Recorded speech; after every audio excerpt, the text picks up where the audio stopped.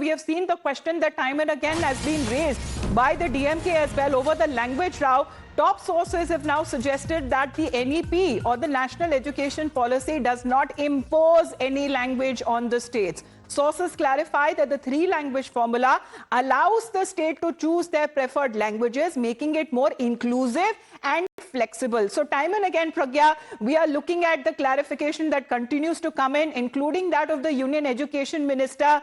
Top sources have now once again said that they are clearing the air on what exactly NEP is all about.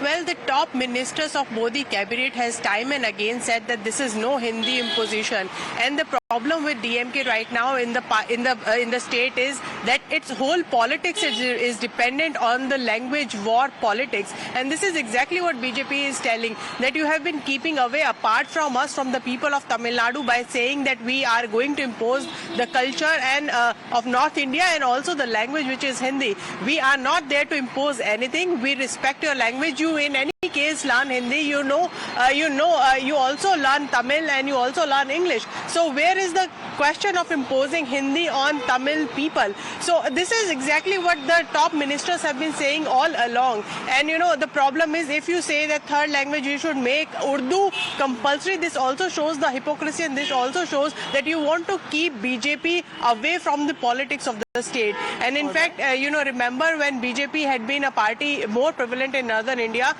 the politics there depended on saying that BJP has always been the party there, and Hindi is the language. To mislead, to politicize, and from looking at a myopic point of view is something that the BJP and the union ministers have been saying, that the three-language formula is a complete inclusive policy which is equitable and it is also flexible. For the moment, Pragya, thank you very much for joining in.